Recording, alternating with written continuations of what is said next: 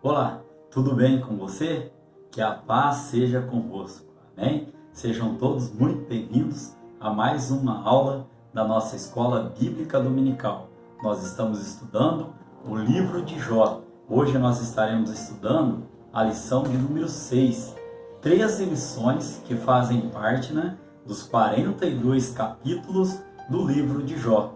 Nós estamos estudando a revista que tem como tema a fragilidade humana e a soberania divina, lições do sofrimento e da restauração de Jó. Amém? Eu gostaria aqui de convidar você a estar comigo por estes minutos para fazer parte, de mais uma lição da Escola Bíblica, onde nós estamos aprendendo lições importantíssimas. Nós dividimos, as lições aqui em 5 torpedos. Nós já estudamos 4 torpedos, o ataque ali do inimigo, a família de Jó, aos bens de Jó, casamento de Jó, Nós estudamos também ali como um 4º torpedo, a saúde de Jó foi atacada, e agora nós começaremos a estudar este 5º torpedo, que são ali, fazem parte, do relacionamento de Jó. Amém? Eu gostaria aqui então de caminhar para o texto áureo da nossa revista, que vem dizendo: lembra-te agora, qual é o inocente que jamais pereceu? E onde foram os sinceros destruídos? Segundo eu tenho visto, os que lavam iniquidade e semeiam o mal, cegam isso mesmo. Este texto está lá em Jó, capítulo 4, versículo 7 e versículo 8. Nós começaremos a estudar então aqui a lição de número 6, que tem como tema a teologia de Elifaz. Só os pecadores sofrem? É uma pergunta que até o final da lição nós teremos aqui a resposta. Porque eu li o texto áureo primeiro, antes de ler o tema da lição. Porque Elifaz é quem está aqui falando, debatendo. Nós vamos falar muito sobre esse conceito na nossa aula de hoje. A verdade prática, ela vem dizendo: embora transcendente, Deus tem prazer em se relacionar com o homem terreno. Aqui eu gostaria de fazer um comentário aos irmãos. A gente ouve muito dizer: o que veio primeiro, o ovo ou a galinha? Essa temática aí casual aí que o pessoal costuma dizer. E eu achei interessante trazer esse comentário a dizer aos irmãos o seguinte: o que veio primeiro? A necessidade, do homem de ter um relacionamento com Deus, ou de Deus ter um relacionamento com o homem? Temos resposta bíblica para esta questão.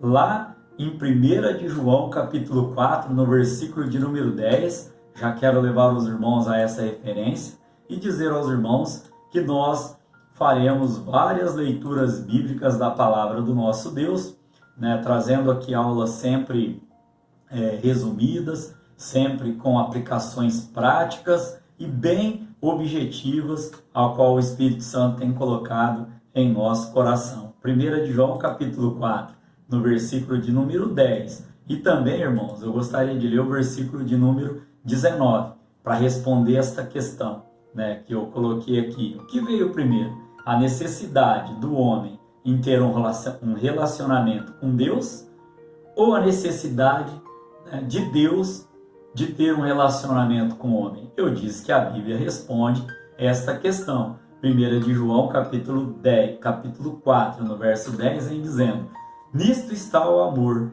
não em que nós tenhamos amado a Deus, mas em que Ele nos amou a nós e enviou seu Filho para propiciação pelos nossos pecados. Olha o que diz o verso de número 19. Nós o amamos a Ele porque Ele nos amou primeiro.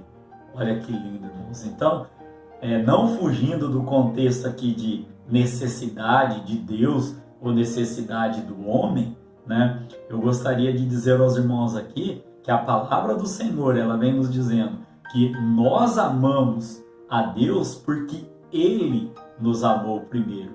E aí, respondendo a pergunta, né, melhor dizendo, a colocação aqui que nós fizemos, irmãos, se você amar a Deus, Ele continua sendo Deus. E se você não amar a Deus, Ele continuará sendo Deus. Ou seja, a Bíblia diz que Deus, Ele habita no meio do seu povo, mas que isso não podemos entender como assim Deus precisa de nós, nesse conceito de necessidade dele. Não, Deus Ele quer de nós a nossa adoração, Ele quer de nós o nosso amor. Por quê? Porque Ele nos amou primeiro. E o amor de Deus, né, não é limitado como o amor do homem. A Bíblia diz que Deus não tem amor, né? Entendendo o texto. A Bíblia diz que Deus é amor. Então, o amor de Deus, ele é ilimitado.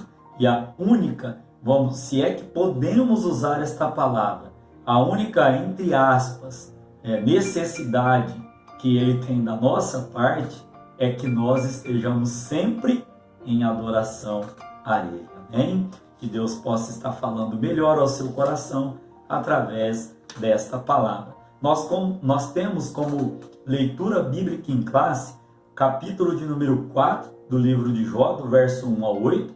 Temos também o capítulo de número 15, do verso 1 ao 4. E temos também o capítulo de número 22, do versículo 1 ao versículo 5.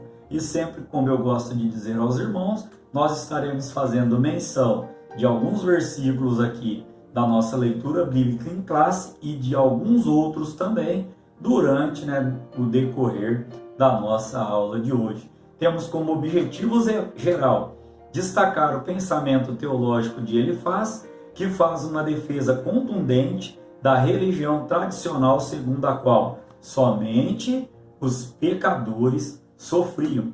Nós iremos falar um pouco então, como objetivo geral, que para Elifaz, se Jó estava em sofrimento, é porque havia pecado. E se havia pecado, ele estava pagando ali as consequências desse pecado. Amém? Então aqui, irmãos, nós podemos ainda comentar aos irmãos que o livro de Jó, ele traz o quê?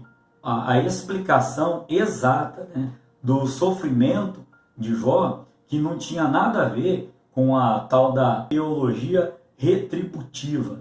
Ou seja, aquela dor, aquele sofrimento tinha um propósito. E no final da lição, nós temos aqui um texto que Deus me deu para estar fazendo o encerramento desta lição de hoje. Então, neste contexto aqui, irmãos, é importante que nós venhamos a aprender o quê? Que nós não devemos fazer julgamentos precipitados em relação ao sofrimento de um irmão ou de uma irmã em Cristo. Nós vamos comentar durante a lição que somente Deus, Ele conhece todos os lados. Amém? Caminhando então para a nossa parte de introdução da aula de hoje. Para Elifaz, a justiça retributiva é certa, ou seja, só os pecadores sofrem e os justos não passam por reveses. Neste contexto que eu expliquei para os irmãos, eu já destaco o ponto central da nossa aula de hoje, que esta afirmativa não é verdadeira. Por quê? Porque não somente os pecadores sofrem.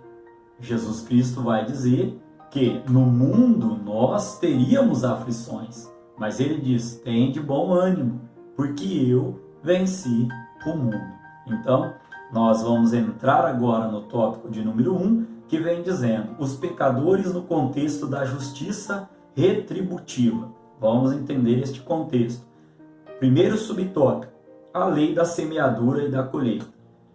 Este primeiro tópico aqui, irmãos, ele tem também um objetivo específico, que é apontar a defesa de Elifaz acerca da justiça retributiva. Vamos entender o que é essa justiça retributiva na visão ali de Elifaz. Depois de firmar um princípio oriental de cordialidade, Elifaz se dirige a Jó com uma defesa contundente do pensamento teológico tradicional.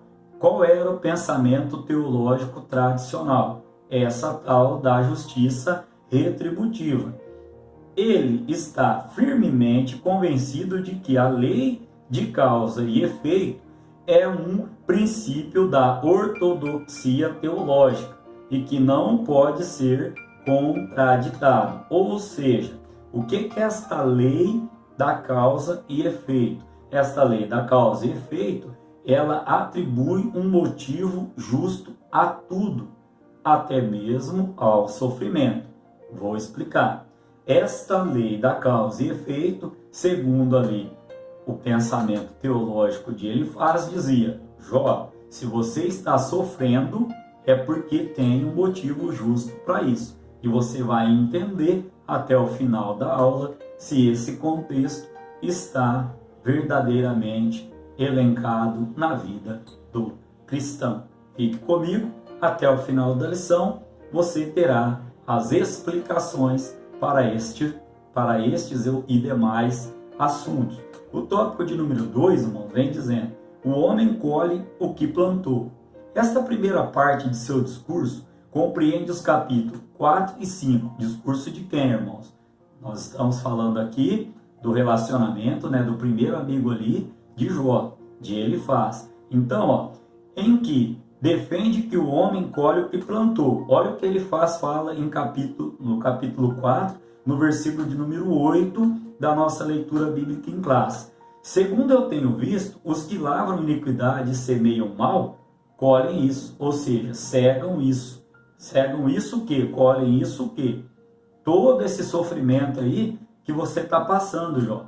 Para Elifaz, nós habitamos em um universo moral que exige consequência de nossas ações.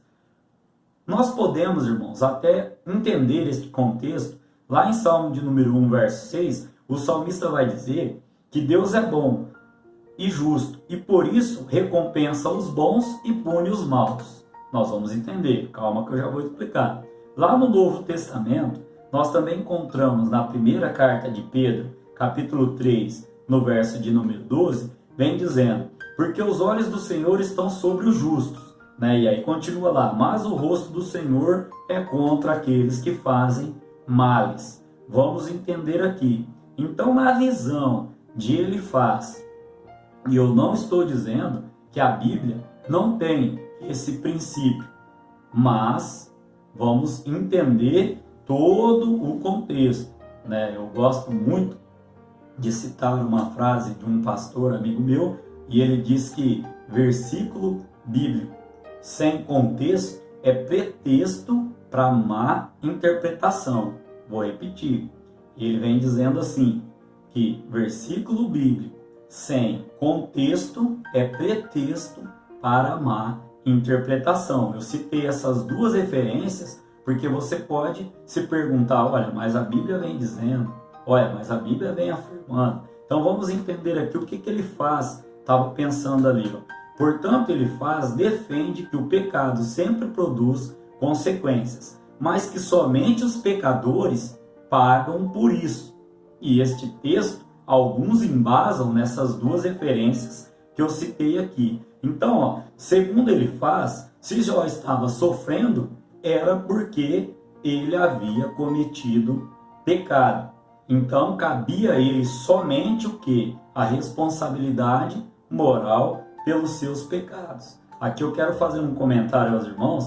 Quantas pessoas fazem, melhor dizendo, acusações precipitadas, a irmãos e irmãs, como nós citamos no início da aula, por eles estarem passando momentos delicados. Eu estava aqui meditando, na live do nosso pastor, e ele, aplicando ali a palavra, ele disse assim, que se nós estivermos ancorados no Senhor, o escape é certo. Se nós estivermos ancorados no Senhor, o escape para a nossa vida é certo. E muitas pessoas, pegando esse ganchinho da explicação do nosso pastor na live, ele disse ali, né, que sempre há uma saída, sempre há um escape. Mas o que o ser humano gosta de fazer?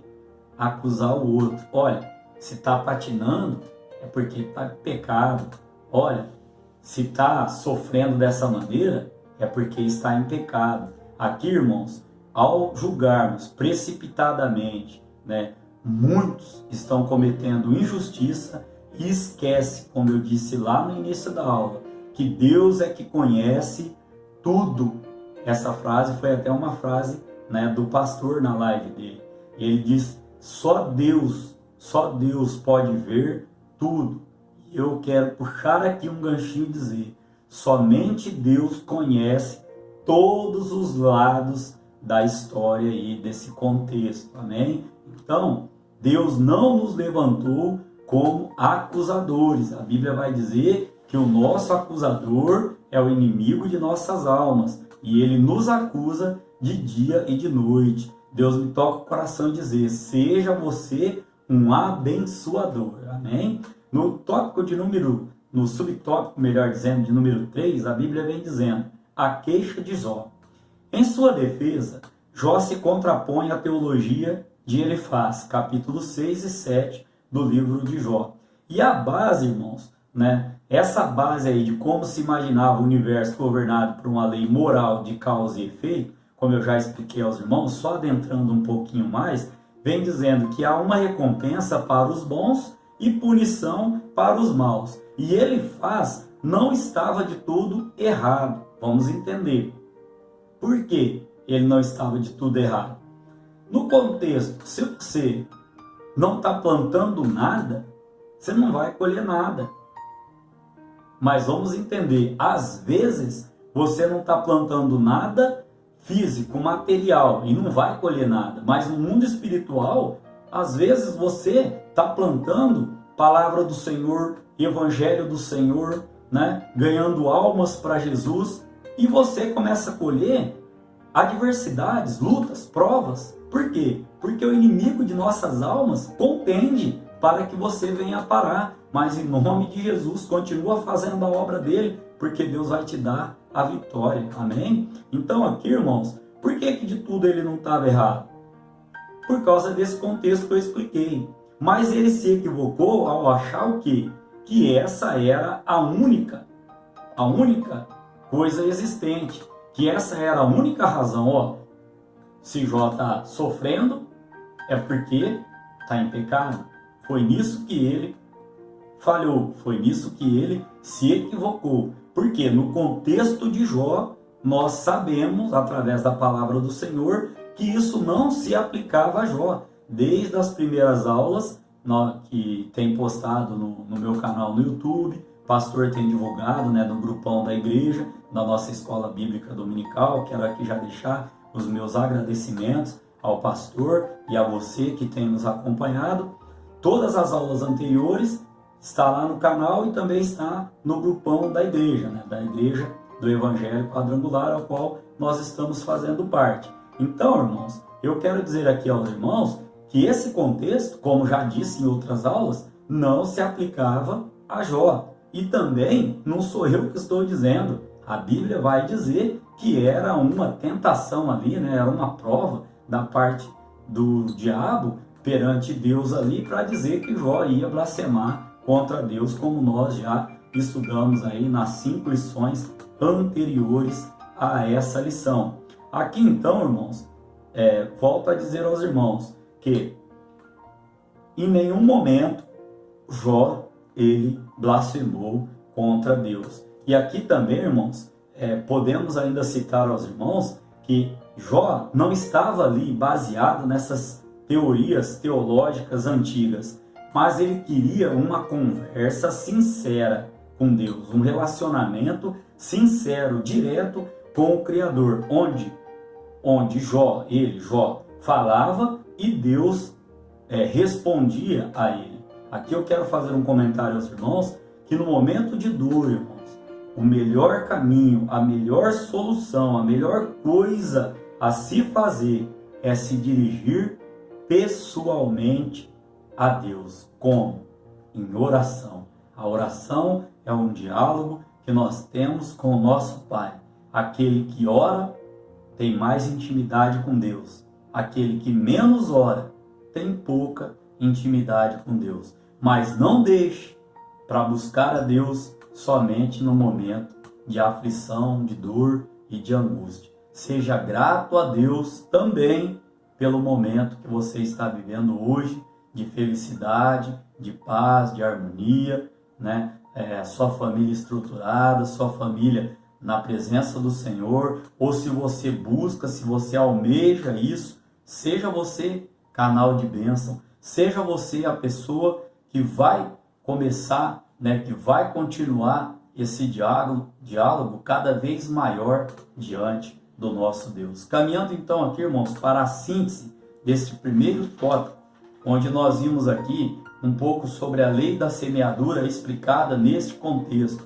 Também vimos que na visão ali de Elifaz, ali, fazendo uma alusão, né, à lei da semeadura, é que o homem colhe aquilo que ele plantou, né, como os irmãos podem até estar observando, né, nas nossas falas aqui, dizendo, né, que quantas pessoas ficam julgando, acusando, né, outros, né, a gente costuma dizer crente que mata crente com a língua, né, crente que mata crente com a acusação. Não seja você um acusador, seja você um abençoador. Faça como Jó, procure um diálogo sincero, um diálogo verdadeiro e um diálogo ali, ó, você e Deus, através da oração a Cristo. Amém? Caminhando então para o tópico de número 2, que vai dizer os pecados no contexto da tradição religiosa. Aqui, irmãos, nós temos como objetivo mostrar a associação de Elifaz a respeito do pecado em relação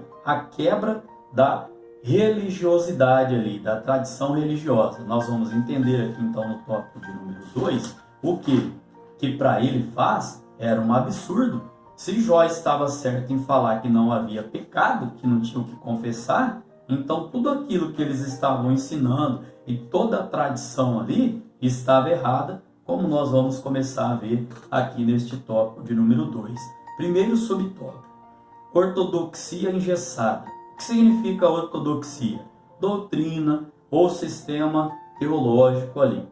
Em seu segundo discurso, no Jó capítulo de número 15, Elifaz argumenta que as palavras de Jó são uma ameaça ao dogma religioso aceito. Ou seja, ele diz assim lá em Jó capítulo 15, no verso 4, que faz parte da nossa leitura bíblica em classe.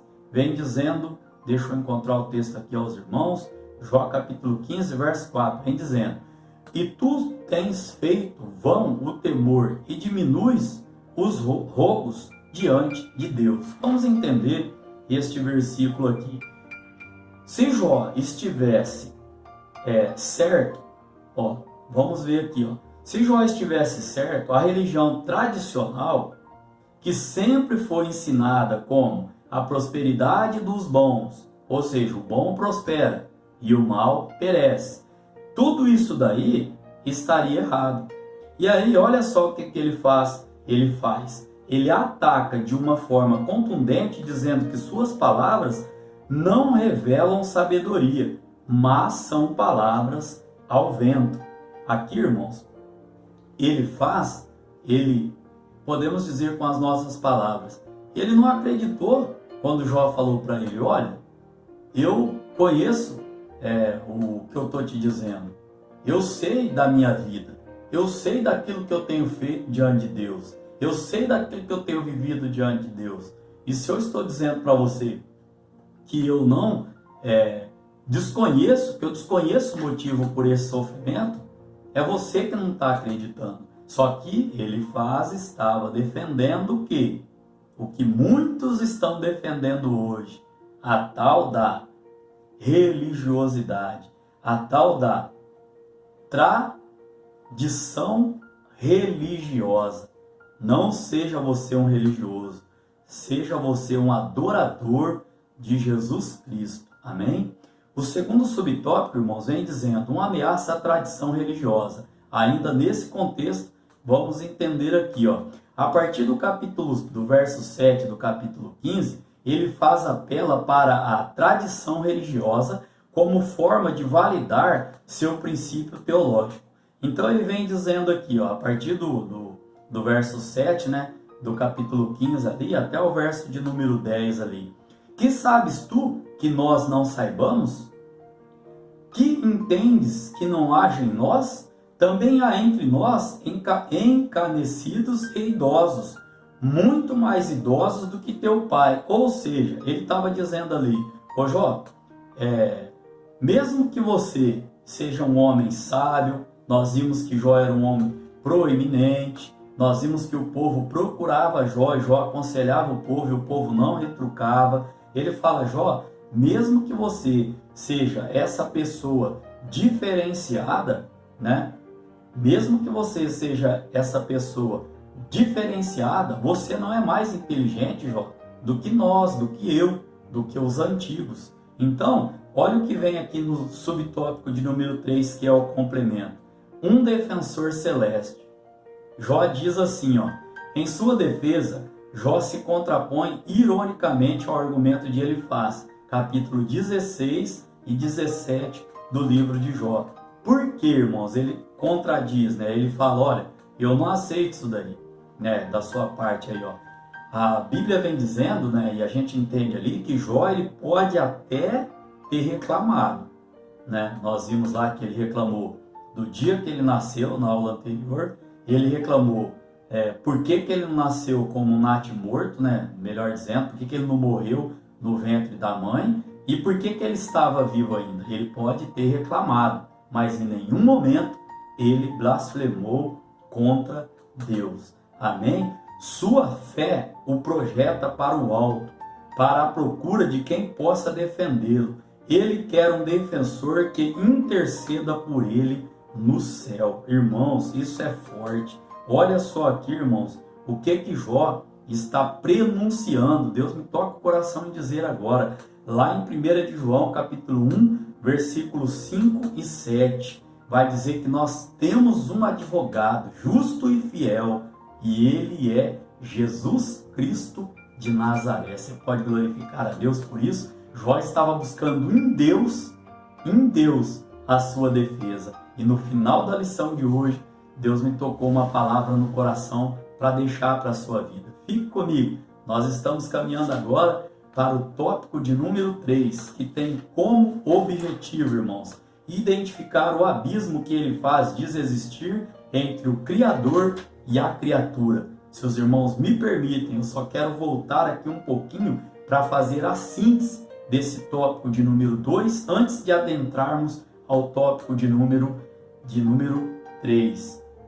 Primeiro, nós podemos dizer que Jó, ele reclamou, mas ele não blasfemou contra Deus. Nós vimos aqui então, irmãos, que a teologia, né, essa ortodoxia engessada, esse sistema teológico, né, essas doutrinas, nós temos que buscar em Deus o discernimento para verificarmos se isso não está nos engessando. Também, irmãos, nós vimos aqui que Elifaz estava defendendo um sistema. Será que você não conhece alguém que está defendendo um sistema, que já não está mais defendendo, né, sendo orientado pela palavra do Senhor? Não estou aqui, irmãos, fazendo acusação, apontando o dedo para ninguém, porque eu sou pó e cinza. Eu estou trazendo você a um conhecimento, né, a uma reflexão bíblica, que nós não devemos ser engessados pela doutrina, pelo sistema, né, de que, olha só, eu vou manter a minha tradição aqui, porque sempre foi assim, sempre foi ensinado assim, sempre foi dessa maneira. Não, irmãos, nós devemos fazer como os bereanos faziam. Vamos consultar a palavra do Senhor. Eu fico com a palavra. E você? Amém? É nesse contexto que eu estou dizendo. Nós vimos aqui também que Jó, ele prenunciou o nosso advogado. Nós vamos ver essa referência bíblica lá no final, na conclusão da nossa aula, onde Jó ele quer ali, irmãos, um diálogo, um relacionamento sincero com Deus. Ele sabia que o seu defensor, ele estava no céu, amém? Então agora, tópico de número 3, o objetivo do tópico de número 3, irmãos, identificar o abismo que ele faz desexistir entre o Criador e a criatura. Nós vamos ver aqui, neste tópico, que ele faz, ele dá-nos a entender ali que Deus é o Criador, mas ele não fica muito preocupado com a criatura dele aqui não. Vamos entender esse conceito. Primeiro subtópico, Deus não se importa com as quimeras humanas. O que é quimeras? Além de ser aí uma figura mitológica, não é esse o contexto aqui que nós estamos trazendo. Quimeras aqui é no conceito, né, de uma imaginação humana que não vai dar em nada. Então vamos entender. Em seu terceiro discurso, né, Jó capítulo 22, ele apela para a transcendência divina ao atacar Jó. A grosso modo aqui, irmãos, a transcendência diz respeito ao conjunto de atributos do Criador, que ressalta a sua superioridade em relação à criatura. Significa que Deus está acima da criação e não é limitado pela criatura, não é limitado por sua criação. O que ele faz? Estava dizendo aqui que o sofrimento de Jó era um atestado de que Deus de que nele, né, havia pecado, melhor dizendo, de que nele havia pecado e por isso Deus o havia abandonado. Quando a palavra do Senhor mesmo vem nos dizendo que Deus estava ali, né, nas entrelinhas ali, o tempo todo com Jó. Deus estava ali observando, né, quais seriam as atitudes do seu servo Jó diante das dificuldades. Olha só então como essa teoria de ele faz ela aqui traz em destaque. Ela destaca um Deus transcendente, porém distante, que não se importa muito com o que acontece aqui na terra. Para ele não adiantava Jó chorar, não adiantava Jó reclamar. Por quê? Porque ele tinha que se arrepender, né? Entendam bem, irmãos, o conceito aqui de ele faz. Só que, caminhando para o subtópico de número 2, olha só o que nós temos que ter no nosso coração, que Deus caminha com os homens. Vou repetir, irmãos, olha que coisa linda. Deus caminha com os homens. Jó nunca negou a transcendência de Deus, como ele quer dar a entender. Então aqui ele vem dizendo, ele reconhece que Deus é excelso e pode fazer o que intenta. Olha o que diz lá em Jó capítulo 23, verso 13. Mas ele está contra alguém. Quem então desviará? O que a sua alma quiser, isso o fará. Jó falando, Deus é soberano, Deus é excelso, Deus é acima de tudo. O que ele intentar, o que ele quiser fazer, ele faz.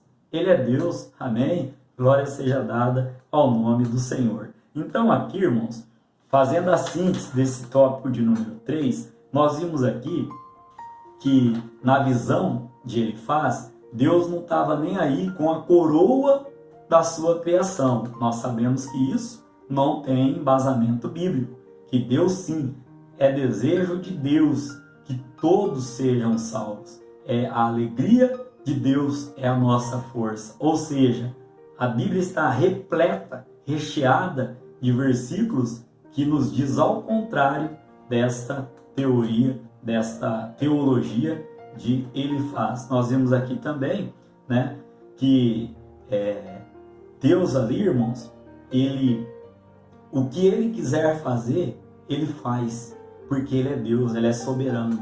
Caminhando então para a conclusão da nossa aula de hoje, nós estudamos, né, o pensamento teológico de Elifaz. Foi um dos primeiros amigos ali de Jó a chegar ali. Para ele, só os maus sofriam os infortúnios da vida. Ou seja, se está sofrendo é porque tem pecado. Quero aqui concluir aos irmãos dizendo, quem somos nós para acusar alguém ou para ver alguém numa dificuldade, passando uma adversidade e dizer que essa pessoa está em pecado.